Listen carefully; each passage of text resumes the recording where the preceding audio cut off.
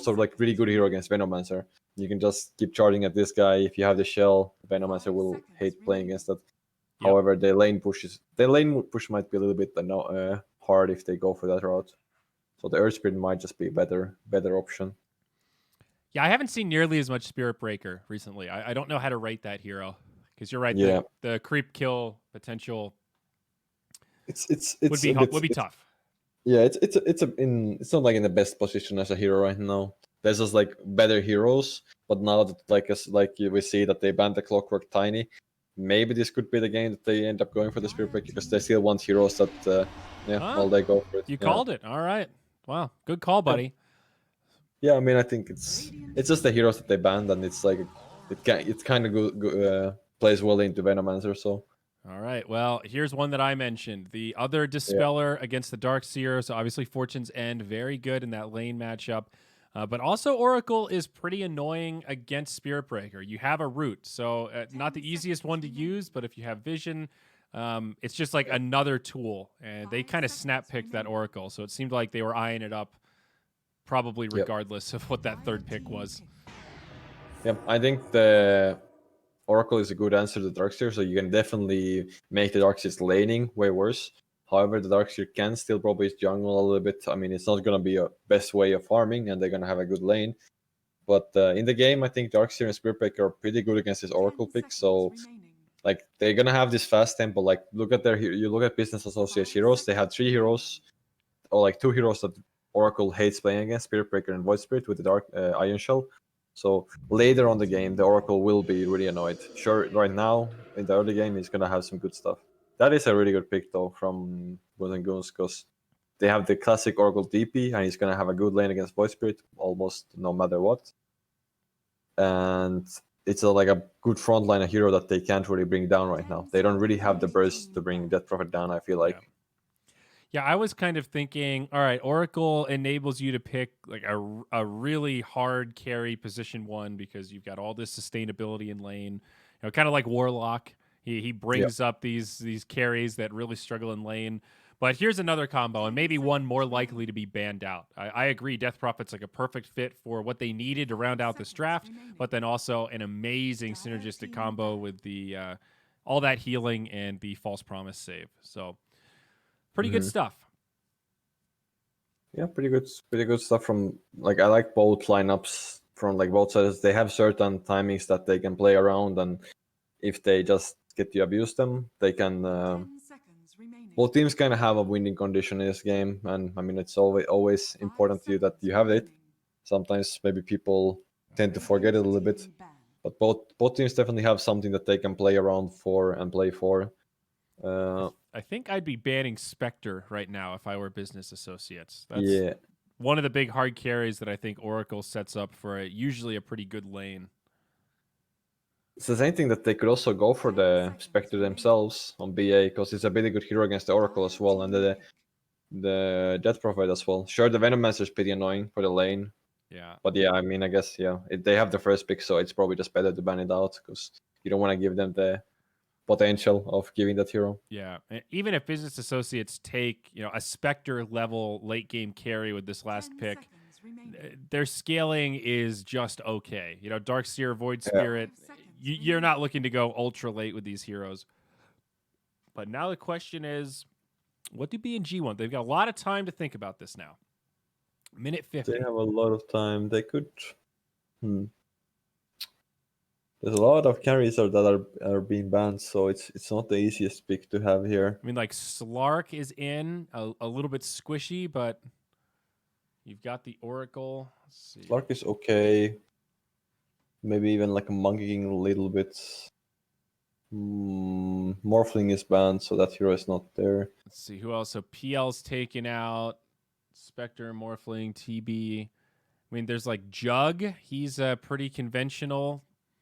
A lot of healing. Yeah, Jug is pretty good. I think it can kind of fit the way that they want to play as well with the healing ward and fast gameplay. He's going to have a good lane. And he doesn't, like Oracle kind of wants to focus on this TP as well as like the main prior target. So Juggernaut can be a bit more, have more room. I'm even looking at Troll a little bit, the hero. Don't see that hero doing much, but it's pretty good hero with Oracle still. And like Ursa is also in. Haven't seen him nearly as much, but Yep. Ursa could be good. Another like high tempo carry. Again, like with the DP, it kind of feels like they want something that plays a little faster, perhaps. And Ursa could certainly fit the bill there.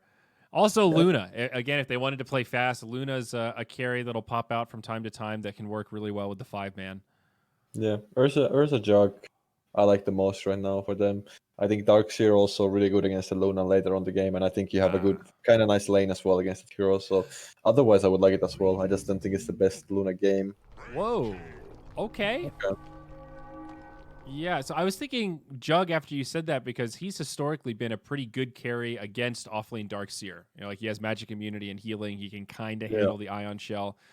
Wraith King, he's got Vampiric Aura, so he does have an option against it. I don't think it's enough to not be overwhelmed, but with an Oracle, they should be able to handle it. I think he should be fine with the Oracle. Like he should be able to free farm on this lane almost no matter. And that is also like maybe this time they don't want to go for the like all-in push lineup right now. Now they have a little bit more to maybe like they can rely that okay, Wraith King can also go for like a Midas and farm up if they want to do that. So they have the option for the Wraith King to go for farming mode, or if he wants to play fast and go for some more like a battle build with Armor or something. But they definitely needed a good frontliner. You know, like DP can absorb some damage, but it's a delicate balance. She can't be your only frontliner. So the Wraith King is more sustainable than those other options we mentioned, I think. Yeah, for sure. It's not that easy to deal with the Wraith King. I'm even thinking for BA to do this thing that they actually go Tri-Lane this Wraith King. They have this Darkseer solo against Venomancer and they go Tri-Lane. Arc Warden. Well, they do have like no actual catch for this Arc Warden right now. Sure, this Wraith King can go for like Blink, or Death Prophet could go for a Blink, but they really lack the catching game against the Arc Warden. So I'm kind of fine with this pick. This hero has been getting a lot of attention as well from different carry players, and he's coming back. He's real again. Oh man. Okay, you're definitely right. It does look like a bit of a free Arc Warden game. I hesitate to say that because I self-admit this is one of few heroes I feel like I really like. I have trouble judging when it's a good Arc Warden game, when it's a bad Arc Warden game, how he's gonna flow. To me, he's just he's like a techies level hero. He's just so different. Yeah, I mean, I think it's not the best Arc Warden game out there, but it is still pretty good. And I think he's just going to look to split push in this game a lot because they don't really have a way of dealing with split push too much. They don't really have anyone who wants to build travels early on and just be dealing with that constantly with that illusion. So like there's going to be nobody that really wants to buy MKB either. Like his evasion field is going to be very effective this game. Yeah. I always forget what it's called. Is it magnetic field? I think it's magnetic field, pretty sure. The bubble. Yeah, I think it's that as well. I'm not even 100% sure, but I think it's probably that. But I mean that looks like a pretty good ability here. Yep, it's good. It's hard to see. Like I think Goose and Goose they can definitely do the same thing in the last game as they did. Like if they play the map well, they win their lanes. They can definitely be like just running this team down in like 25 minutes. But we did see a little bit like lack of like maybe confidence on doing that, like ending the push, getting the ADs going around. So maybe this game they're gonna go for a little bit more like farming rate type of rating, and maybe we're gonna see like both teams farming. And in that game, in that sense, I think it's gonna benefit the Arc Warden's game, and he's gonna be split pushing a lot.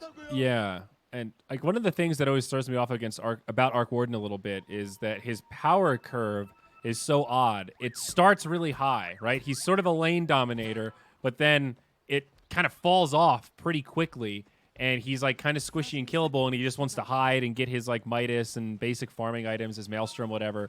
And then you give him 10, 15 minutes to farm and split push, and he swings back, and it's like, there's two of these guys now? So you have to play around that. You have options early, and then your mid-game's rough, and then you come back late. Is that a fair analysis, or am I missing a part of the Arc Warden power curve there? I think you have good idea of how the hero is kind of supposed to be played. I guess we'll hold on one second here as Monster's going to go down. That'll be a first blood for Envy. They do have to trade Fear for it.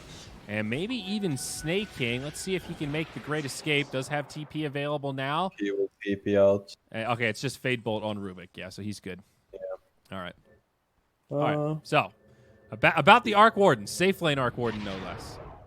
Yeah, I think I do like mid Arc Warden more myself because I feel like this hero is so much better with levels, and it's a bit harder to make the hero work on side lane. I think it can work on side lane for sure. I just do like it more in the mid lane, but I think people are playing it more in the safe lane right now. It is like a pretty he has 800 HP level 1. You can see it, so it's like this hero is really tanky hero to deal with. So even as this Venomancer being really good hero right now, I don't know if they're gonna be able to pressure this Arc Warden enough. Yeah, anyway. Veno Rubik. This is an interesting offlane duo. I can certainly see situations where this can be oppressive. Oops, Brax will die up top. Sorry, I missed that one. Early kill there. I think it's gonna be. I think the Business Associate is gonna have a good lane here though as well. They didn't even block the camp here, so they instantly have this Satyr here, and he's just gonna be doing this thing to them right now, and they're not gonna be enjoying this too much. This harass. Yeah, exactly. Like Ench is also really good in these early levels, so you combine that with Arc Warden, and this is kind of a domination lane actually from Business Associates. I mean, look at this pressure. Yeah, what do you do if you're the Rubik? This feels painful. Pretty hard. They didn't get to block the hard camp, and now Fear can go pull, get the lane back a little bit. Envy's gonna be Envy's gonna have a pretty free lane here. Like that's just what's gonna happen in this game. They're not gonna have much to deal with Envy's they can't really stop him from farming in this lane too much. Mm-hmm. If the Venomancer gets some levels, they can, but they did start with the Gale, so that's already not the best thing to go for. Every time you start with a Gale on Venomancer, you kind of always it always kind of feels like, oh, did I really want to do that? Because now your other things are going to be slowed down. People really want to go for this ward build nowadays, and even having that 1 point in Gale normally doesn't feel that great. Yeah, I mean, the slow is big. I always feel like Gale's only worth it if you're comboing like a Veno Slardar lane or something like that, if it's a support Veno. I guess in this case, it's Monster, so he's core, but like somebody that can you're enabling with the slow to get in those bashes or whatever it is. I agree. It's playing like a slow against low melee, but not even because the wards got a lot of buffed a little bit, and Poison Sting being pretty annoying. Yeah. Once you have this I think a lot of Venomancers like to go for this 0-4-4 build right now, and they have like this maximum. Like once they get to that stage, it's so annoying for any carry to stay on that lane, kind of because the wards are so annoying to deal with, and they're just gonna keep going for you. And they have another Satyr here. Yeah, the wards scale up very quickly in terms of HP. Level 1, you can kill them. Level 2, kind of. Level 3, don't even bother. And now Monster, we're seeing some of this pressure. The non-stop slows, the Satyr chasing him down. Flux intercepted by Frugos. And they won't be able... I'm sorry, the Spark Wraith, rather. They won't be able to finish off the kill. So up top, I haven't looked at this lane at all. We've been focused on the Arc Warden down there. We've got Spirit Breaker paired up with the Dark Seer, and they're against the Oracle Wraith King, and it looks like the Wraith King is handling it just fine so far. Yeah, this is a complete free farm lane for Wraith King. He has Oracle with him, and Wraith King, like in general, you play against Dark Seer, you mostly have a carry that kind of gets the free farm there. So yeah, there's not gonna be there's gonna be 2 free farm carries in this game, and that's how it's gonna be. I think the Wraith King is gonna have even more fun than Snake King. I mean Envy, but he's gonna be really farmed on Envy as well. Moo might end up dying. Almost. There it is. RRL finds the kill. Lord Boons will go down in exchange. I think Snake King should be okay here. He's gonna bump into the Haste Rune, and that will definitely keep him safe and maybe even give him an option against Frugos. Needs to be careful though. Snake King, do you know your limits? You do not. All right, a double for RRL. Right. Pexu, tell me about the mentality of pro players when they pick up a Haste Rune, because I think I've seen that before. That's the God mentality. The I'm invincible because I can move so fast. He probably thought too much because the Rubik was so low. He was like, okay, I can just get a lucky bash here and kill him, and then they just end up manning up on him with both heroes using their spells. And just Always maybe comes just back over. to gambling. If I could just get the bash. Yeah, but even if I think even if he gets the bash there, I don't think he even dies because he was fate ball as well, so damage is gonna be less as well. Yeah. But anyway, just a slight misplay from him there. Unfortunate. This Venomancer is really poor, and I also don't really like this build what he's doing at all as well. Oh, yeah, he's gone 2 points into Venomous Gale. We'll see the charge down bottom now, and both Frugas and Monster going to be in some trouble. They're actually not going to pursue onto the Veno, but yeah, he's going to be a support at this point. He's got 7 last hits. Yeah. So this thing about the Gale, like you have 2 points in Gale. That's like you need to get kills. You need to get kills right now because this is gonna be a really poor Venomancer, and he's not gonna be able to pressure or farm with this way of their playing. I think BA is actually doing like they're doing really good stuff about this. Like they actually understand that this Veno has no ward, so they can just pressure him nonstop. And one more. Snake King, is he going to find it? Oh, he's actually going to live, and this will distract me to miss that kill up top. Moo is going to rotate, and they will get a kill onto the Wraith King before that ultimate comes out. Now back down bottom, Snake King actually ends up going down. They dance around the trees, and it's a biffed opportunity from BA. As you said, right idea, botched execution in that specific instance. Yeah. It's I think BA can be pretty happy about this. I think Dark Series has more farm than he probably should. And at the same time, the Venomancer is really poor. And like I said, I don't want to like talk about it too much, but I really disagree with this build he has, and I think it's gonna be like he's kind of ruining his game the way that he's going for the build he's going for right now.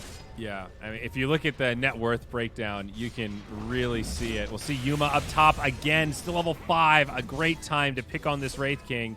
And we see these creeps in the front line. Impetus flying through. Frugas, he's going to be in trouble also. Moo jumps back in. Now another one. Oh, boy. BNG, they are bleeding here. They lose 3 in the top lane. It's not even a fight. It's just 3 corpses that get chased down. BA they're just bringing like good. They're playing the map really well right now. They don't really want to play around this Arcane anyway because he's gonna be looking to play jungle and play just play slow. And they have all these 3-4 heroes on the top lane that really just want to keep going, and all of the heroes kind of amplify each other. You have these Iron Shells and you have this Ench Creep. You can even you saw what they did. They had the Ench Creep with Iron Shell running in and just getting the pressure non-stop. And like now they only have this DP with a good farm, so they're gonna have a lot. This DP has to do a lot in this game for them to have like feeling better, and that's the thing is like this Wraith King is not gonna be joining for a long time, so they're gonna have to do a lot with this DP. Here we go, RRL starting things off, and I don't think they're gonna find anything out of this. Snake King's just gonna walk away. Oh, is he going to dive? They're going to go in onto Snake King. This is a big commitment, though. He does have a haste rune, but we saw what happened with the last haste, and is it going to happen again? This one's going to be close. The Remnant, oh, it just barely misses. Still, how much time left? 7 seconds? No way he gets a turnaround on the Moo. No way. The haste rune on DP. Is it too much? The haste is out now, so they can actually kill him here. I think RRL's stuck around for too long. He uses an exorcism even. Okay, now this is questionable. Okay, they maybe the turns. Oracle's here. It's going to be questionable for business associates. Lord Boone's only level 4, so no false promise. RRL actually going to live. Now Moo has to dissimulate. They're going to turn onto the Oracle, but monsters come in. The level 2 Gale. What a ridiculous song and dance. It actually works out for BNG. I'm a bit stunned, but popping the exorcism turned out to be the right play. Yeah, I mean, he's just playing like it's really high risk, high reward play right there from him. Like if he dies there, it's gonna be like they're gonna have their best hero dying with a lot of farm, and they're just gonna lose exorcism cooldown. But he ends up getting like 3 kills there, and actually it's just making a lot of space for the Wraith King and getting a lot of levels for their support as well, which is important. So big plays from there, from the Death Prophet. That damage output in the fight, it was like 90% Death Prophet from the Dire. I mean, that was all her. So very well done. And 10-9, now 10-minute rune's about to come out. Look at that net worth and the XP graph. It was a pretty big lead for business associates at 9 minutes. and now we're evened out. So we've got a real game of Dota 2 on our hands. Yeah, they kind of have to keep doing this with the DP. Every time they have exo, they kind of need to just play as 4 and make sure that they get to use the hero more. Well, they just need to keep doing same stuff. And looking like Lord Boon's perhaps in some trouble. The Oracle still struggling, stuck at level 4. No hope to survive. And now RRL. Is that another haste rune? No, that's just a surge. They're even bringing the Arc One to get this mid tower, and I think that's the right play. If they get this mid tower, it's gonna be so much easier to pressure them as well. But I'm pretty sure they're not gonna give this tower for free on BNG. Yeah, the right idea from Business Associates, trying to fight around that siege creep for the extra pushing power, but yeah, BNG react, and they move 5 heroes mid. That was almost a 5v5, but BA decide to retreat. Envy now with the Midas. He's going to go right back to farming. And what's Wraith King working on? He's going to go Midas as well. Doesn't have it yet. Yep. Kind of expected from both sides, I think. I mean, I think Wraith King could go for like a Radiance as well without the Midas, but I think we know it's going to be a slow game, so I think it's completely fine that he goes for a Midas. I think neither team is going to have this like fast potential of ending this game. Well, now Moo, he's going to be surrounded, but it's a Void Spirit. He has another Astral Step. He'll be just fine. It should be, yeah, he's fine. It's just kind of slow game. 2 carries are going to be farming. They can try to keep the tower. Just both teams want to keep their towers alive and keep their map in their side so they can farm as much as they can. Yeah. Veno is ever so slowly starting to recover. He's now maxed out Poison Sting, starting to get these points and wards. He's had a little bit of space on this bottom lane. Now he's starting to feel like an overfarmed support. So we're making baby steps to core status here.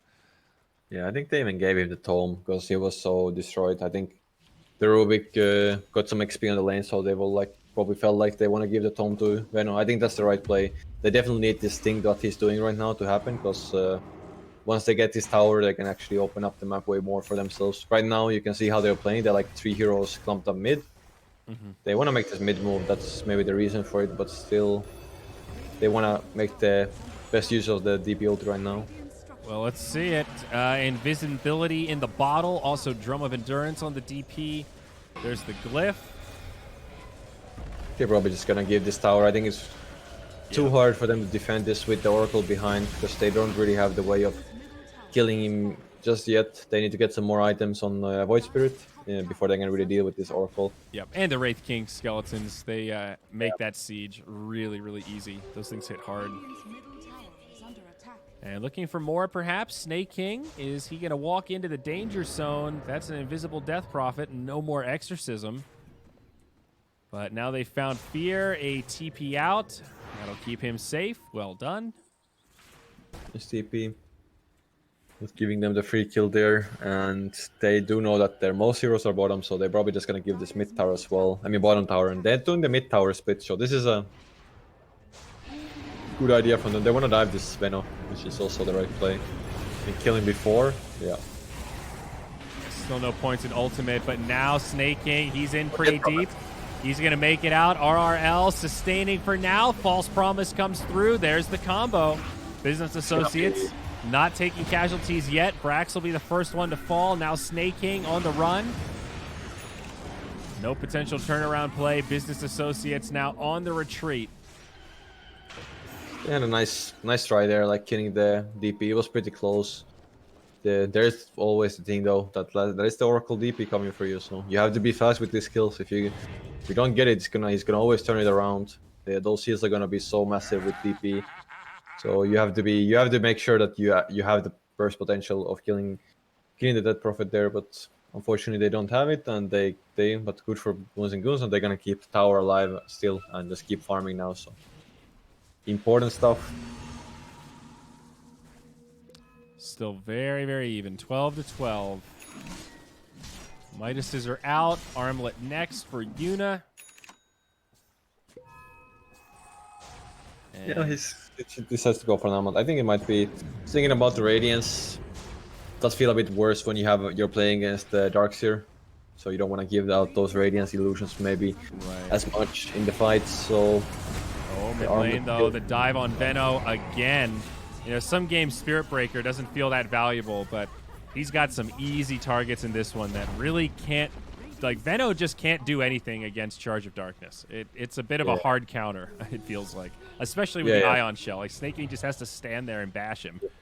That's what I was thinking about also before the game. Like when the Clockwork, Tiny are banned, those are like one of the better heroes with the Surge against Veno. But it's like now the same thing. You search this Spirit Breaker, you give him Ion Shell, and if there's no Oracle behind, the Venomancer is alone. The Venomancer is gonna be like probably gonna be dying to this Spirit Breaker almost alone. So he's gonna be a threat for the Venomancer all throughout the game. Yeah. And even though DP is maintaining tempo right now, might get hard for RRL. He's gone drums now into Yules, and Arc Warden just you know, it's what he does. He's got Midas now, Maelstrom, BOT's coming up next. So Envy is he's gearing up. He's almost got this basic trio kit of items that let him start to really accelerate. Meanwhile, again, in the jungle, Lord Boons, he's going to go down. RRL has the Exorcism, holding it for now, gets the kill on Brax with Crypt Swarm, and now it'll be Business Associates backing out. They're doing a good job making space for Envy, trying to minimize their losses, and Snake King will get the charge away, but stolen by Rubik.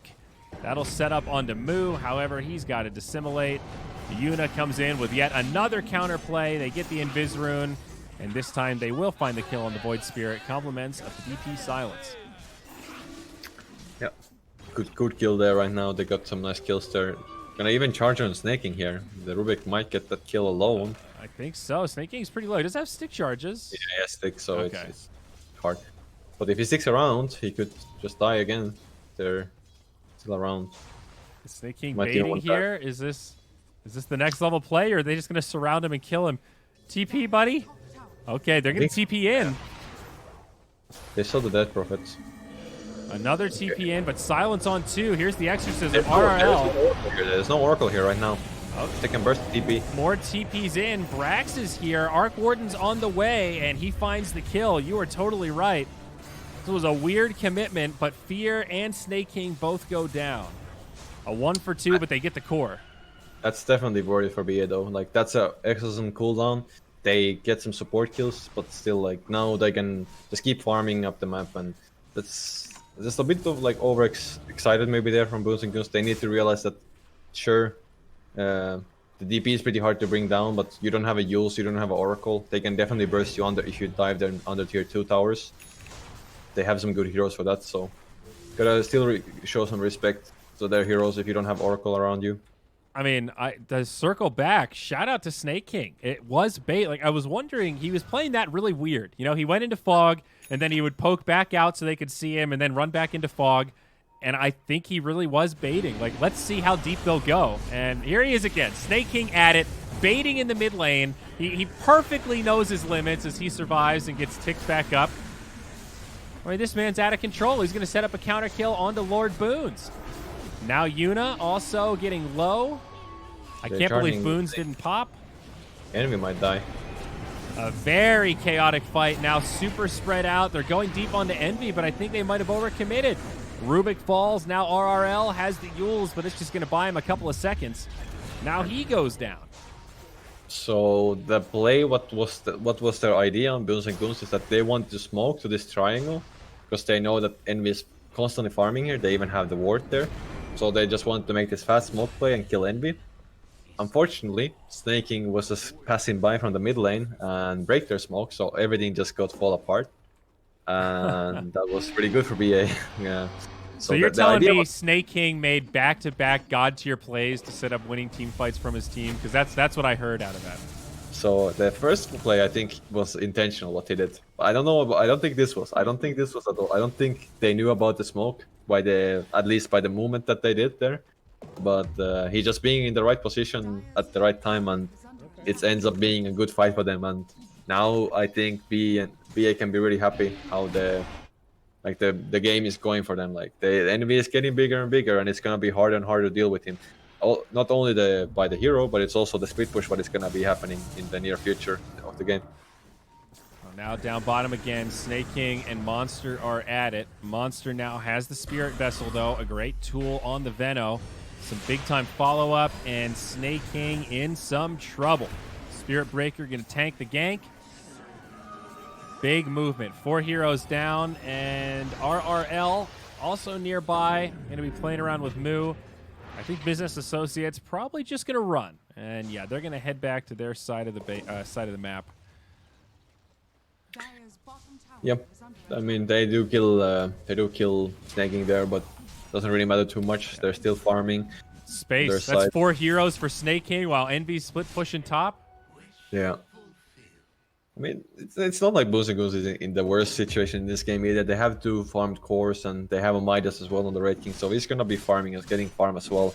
It is just what like I said, I think the split pushing game against the Arc Warden with their heroes right now they have is gonna be really annoying to deal with. No matter, like, more the game goes, the harder it's gonna be as well. So yeah, right now it's kind of fine to deal with, but let's say like 15 minutes from now, it's gonna be really annoying to deal with them because he's gonna be constantly pressuring your side lanes. Well, they get a bit of a freebie on Moo, but Frugos ends up falling to Fear, who then also goes down. So it's a 1 for 2, some supports being traded. But again, it's like BNG commit way more heroes for that, while Business Associates are spread out farming the map. However, here's the difference maker. They're going to take that opportunity to move right into the Roche Pit, a very fluid movement, and they'll pop Exorcism to try to kill this quickly. That's annoying to deal with, though. Up intense. Oh, great vacuum out of the pit. Roche still standing at about 3,500 HP. Just hard to do this when there's the wall in the pit. You don't really...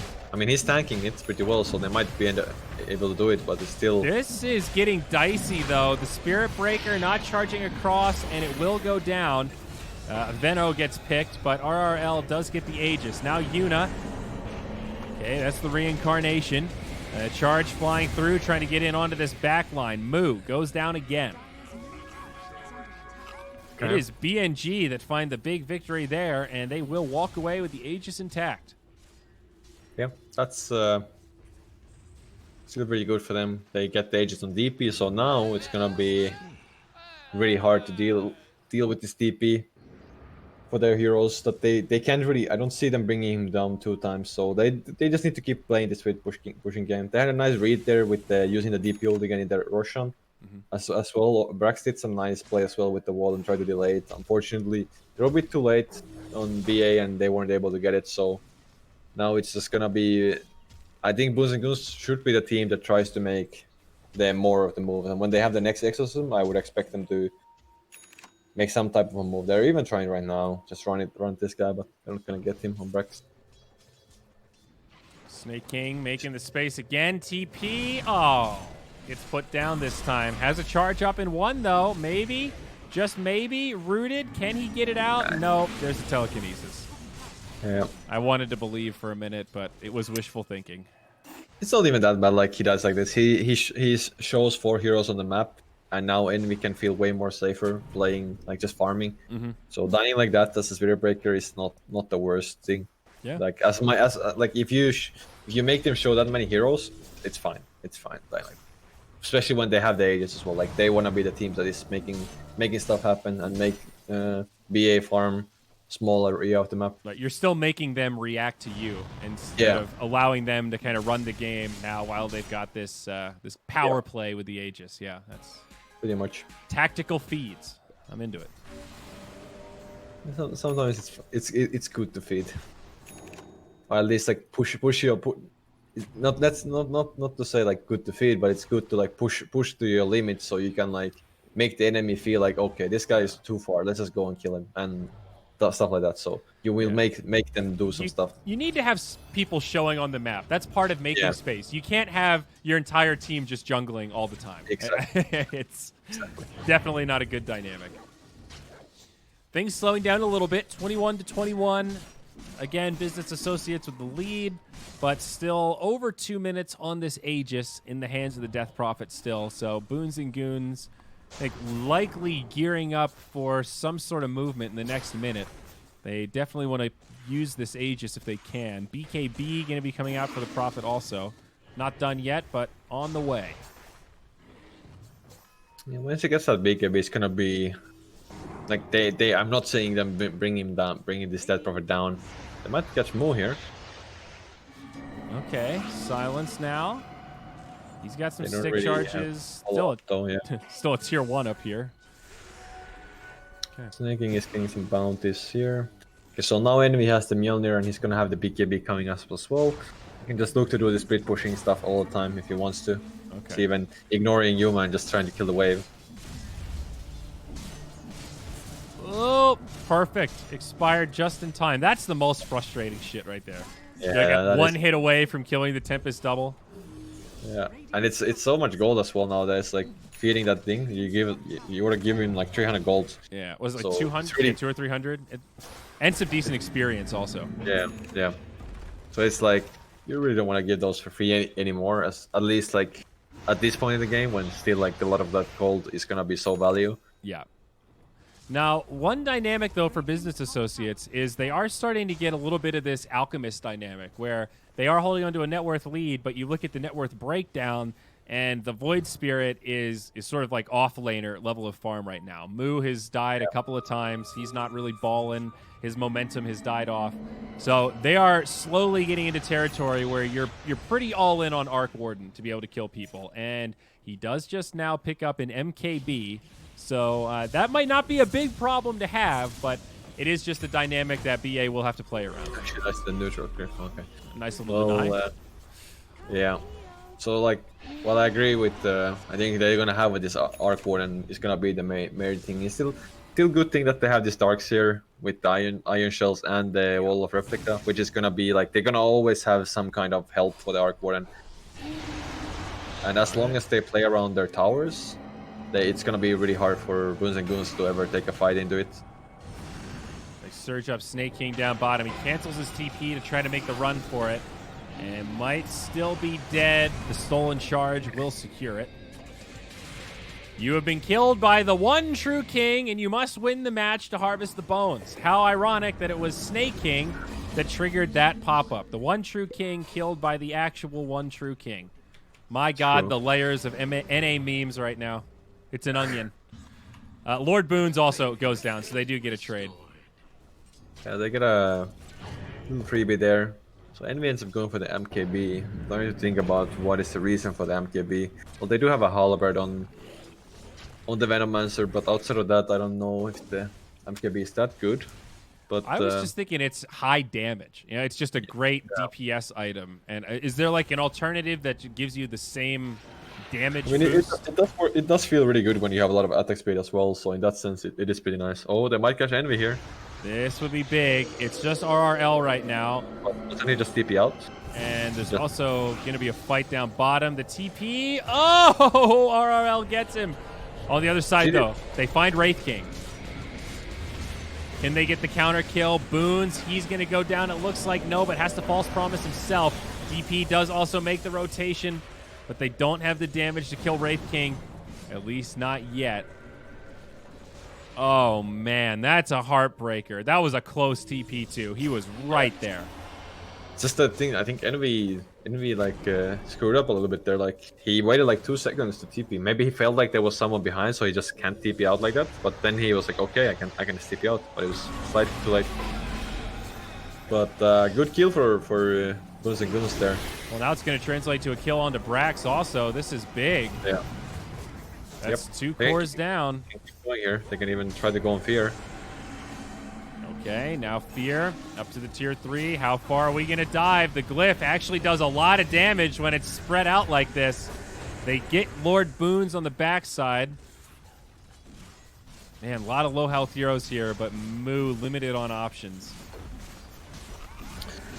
Yeah, they can't really do much. And Snaging is just pushing side lanes.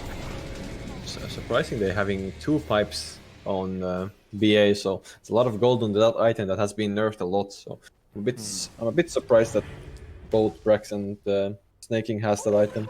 Yeah, they do stack in terms of the active now, but obviously the auras don't stack, so you're still missing out on a lot of value. Yeah, that's like the one thing, and it's still like this item has been like the cost of the item is so much bigger than it used to be. So it's like you really don't want to buy this item like that much anymore. But like now having even 2 of them does feel a bit interesting. But maybe I mean it's not a bad item for sure. Like it's always a fine item. Okay, A lot great of gold. pick on Rubik. Yeah, I would agree. It's like I think 1 versus Venno makes a ton of sense. It really counters a huge amount of his damage. But the second one, I would want to see like you know, Tinker and Venno on the same team, or you know, a Leshrac or some sort of really crazy, just a hero that does almost exclusively magic damage. And now it feels like they're dying a lot from physical. You know, it's the exorcism, it's the right clicks from the Wraith King, the skeletons. Yeah, exactly. Very odd. I would agree. But misstep for Business Associates. I think they're still in pretty good shape. You know, Envy dying there sets them back, and then they took a really bad fight to follow it up. But now Envy has BKB. And I think like it works as you think it would with Arc Warden, right? Like the Tempest double just gets to use BKB without charges going down. I think his charges goes down as well. I'm not 100% sure. Like it doesn't take the charges down on the main Arc Yeah, Warden. yeah, on the main or no, Yeah, I don't. is I what don't, I mean. yeah. So it's like every time you make a new Tempest double, you get the BKB at whatever level the original one has it. So it's a pretty cool item on this hero. It's pretty value town. They got a free kill on the Rubik, and now enemies stepping in as well. They want to fight this one. BNG kind of committing to this, and Yuna getting a little bit low. Now they're on the run, and Arc Warden not an easy hero to run away from. That'll be the first death on the Wraith King. Coming back, BKBs get popped, RRL in the back line, but Envy, he's standing his ground. He's taking big damage, but he's winning. They've lost huge numbers on BNG. They get the Arc Warden, but now they're going to be wiped up.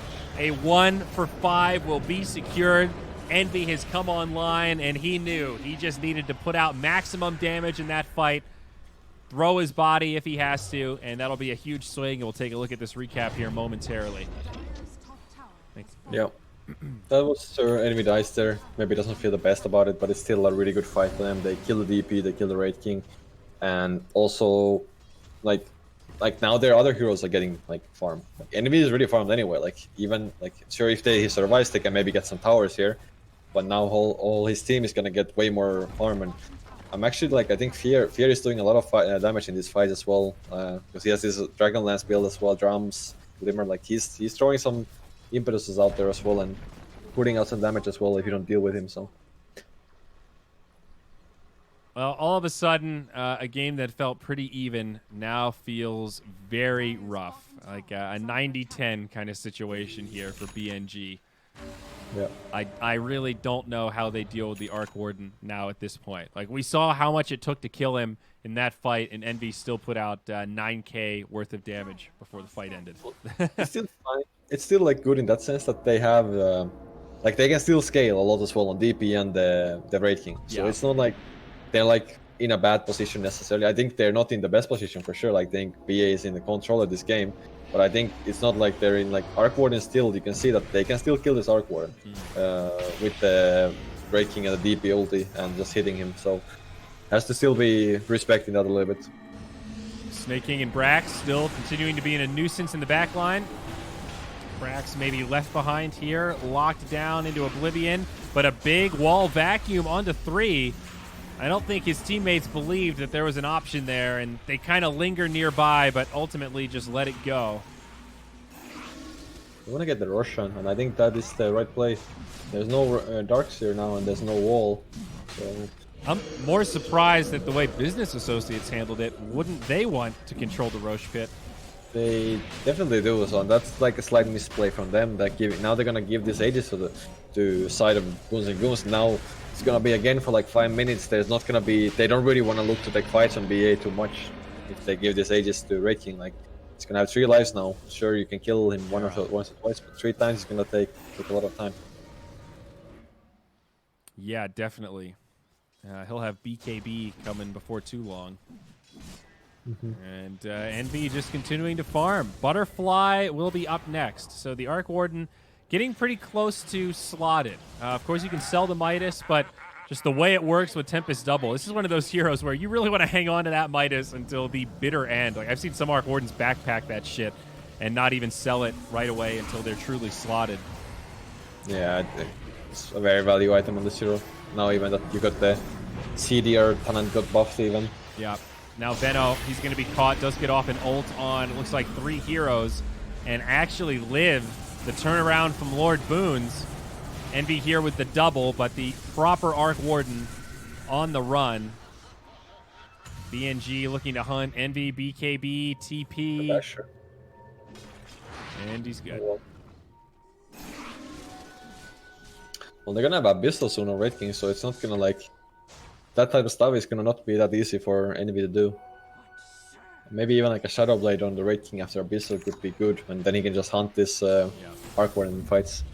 The Butterfly is really smart here, though, because that is one weakness of this Boons and Goons squad. They don't really have an MKB carrier. Of course, Wraith King can buy it, but that is not an item that he likes. And same with Death Prophet, pretty useless on her. We'll see the Tempest double get destroyed down bottom as Moo jumps in. This is an interesting engagement, a 2-on-2, and it looks like the Rubik might be the first casualty, but Yuma going to work on Moo, and you can see how scary this Wraith King is now. Reinforcements on the way. Fear looking to TP out. They've got the stun. No! Wow, I can't believe that didn't connect. They also force like 4 heroes rotation. Like that, so it's really good. They're like, even though BA is kind of messing up by giving them this Roshan, they're really playing well, like forcing them around and not letting them ever... Like they have not gotten to use this TP ulti like for last, I don't know, 15 to 20 minutes in ever to push a tower or something like that. Like they only have been using this TP ulti to fight around their side of the map. And that's kind of like a bad idea. Like you don't really want to play DP like that ever. Anytime you want to use this TP ulti, you really want to win your team fight into at least get some tower push or some objective. And every time you use it like that... Again, Snake King trying to focus this Venomancer. Now a taller order. The Veno's a bit tankier, but Snake King also can just kind of walk away from it. They found the Wraith King. They've got him once. Okay, that's reincarnation. And we're not going to go for it again. Okay.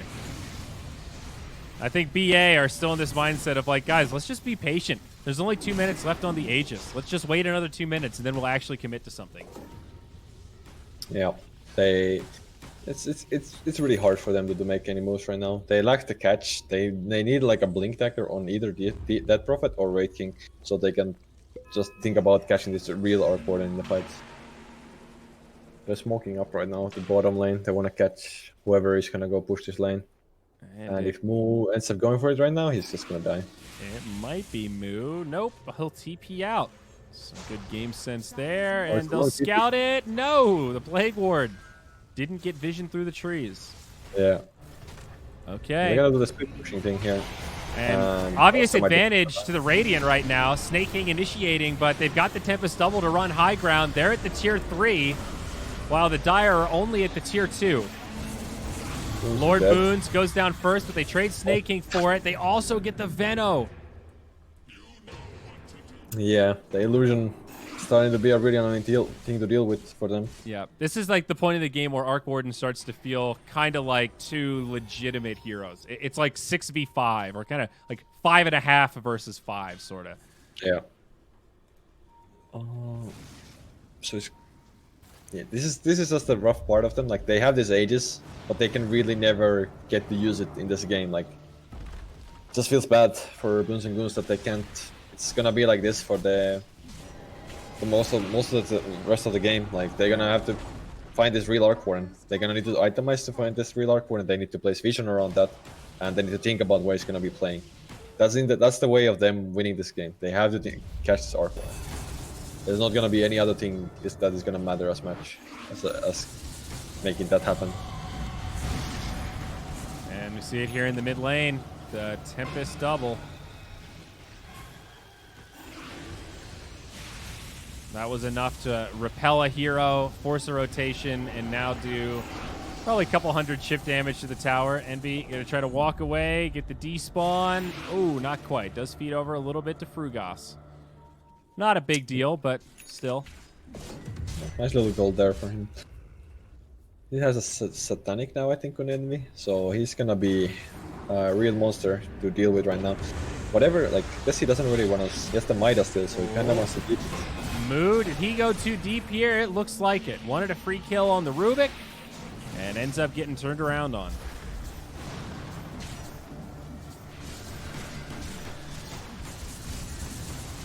The Double again, in pretty deep.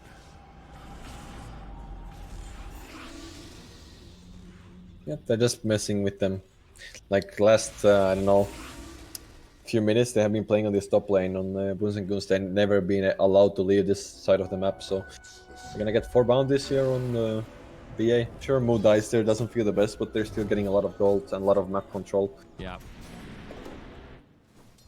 They're just trying to delay as much as they can on Boons and Goons, but it's gonna be still hard. He's gonna go for the MKB on rating, so it's gonna be nice item for the team fight, but it's still gonna be hard thing for them to find the catch that they lacked. And I really think that one of them should get a blink.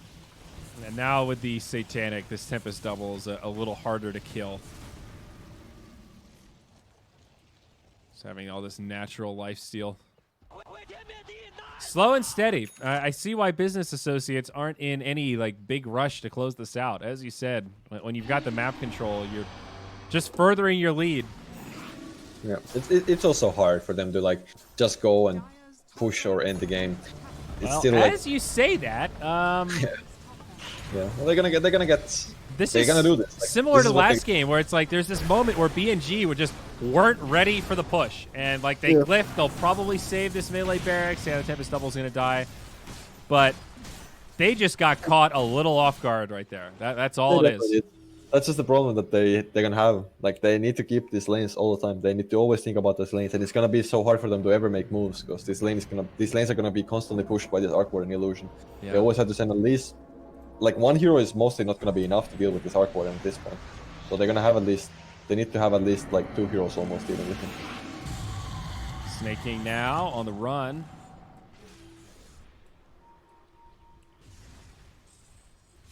And on the other side, it's Moose stunned up. He actually lives. At least they're getting out of the map a little bit now, but enemy should look to make an illusion and split push the bottom lane. And yeah, he's gonna force him. There it is. Bottom. And this is where it gets hard. Like Rubik comes back, and you see him ping like, guys, I can't deal with this. Yeah, he can delay it a little bit, but he can't. Right. deal He's with like, it. I have bought us a couple of seconds, but I'm not the guy for the job. Yeah. I really also like what the enemy is gonna do. Like if he gets this Daedalus, I don't know what he's Dude, gonna. like, look at this shit, dude. With the Satanic, RRL actually can't kill it. It despawns. And Yeah. on the other side, they take the opportunity to get a 5-on-2. BNG getting split up so much. This is very hard to deal with. Wraith King dead twice. Veno down. No buybacks. Both stuck on the sideline. BKB. False promise for RRL. Probably not going to survive, though. At this rate, he's going to pop something fierce. Yule's Scepter, Envy does actually die, and he lives through it all. The false promise does heal him up, but then he does get brought down. So a little moment there for BNG, but again, they'll trade Envy for a full team wipe.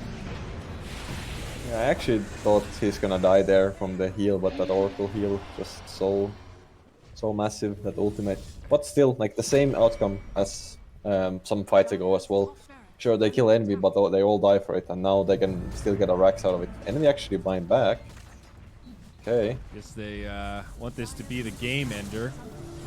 Maybe a little bit unnecessary, but they should think that they have buybacks. I mean, they have a DP buyback there, yeah.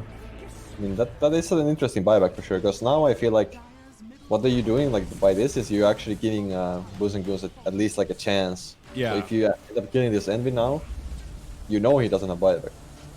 Exactly. So that's why I'm a bit surprised by this. Maybe if they secure Roshan, it's fine, and that's maybe something that they should think about on BA. yeah, I hear you though. It's like this feels like a win condition, but playing it safe doesn't give BNG any options. Now they do have a weird option. Snake King, a lot of reflections there with the Lotus Orb, and I think he's just gonna walk away. BKB. Yeah, popped by the Tempest double. And now everyone else is going to make it back. So with Envy's buyback, they get the mid lane, and they almost get the bottom lane. The tier 3 dies, ranged barracks, very low. And as you mentioned, Roche, it's up. That's an Aghanims. I hope they give it to Arc Warden so we can see the runes. I like what the enemy is doing so much right now. Like, they know that they're coming to Roshan, so he's going to split push to get the Megas on his illusion. This is perfect. They're getting away from the Roshan. Worst case, even if you hand over Roche, Envy's gotten the objective. This is perfect. And there it is. Mega's secured. And here's the fight outside of the Roche pit. Rubik going to be in some trouble. There's a Wraith King. Aghanim's out, so they've got... Oh, no, never mind. I lied. I'm sorry. He just survived. Now Yuma, he's going to live thanks to the false promise. Monster, very low. Moo, now he's pretty deep in. This is a really chaotic fight, but another vacuum comes out, and the Dire are just running out of resources. Now Lord Boons is going to go down. Yuma comes back, and he'll get brought down a second time. 3 heroes without buyback now. They'll also get the Death Prophet, dieback on her, and GG. GG, yeah. It's just some good, great, Arc Warden performance. And it's a good game. They secure this game.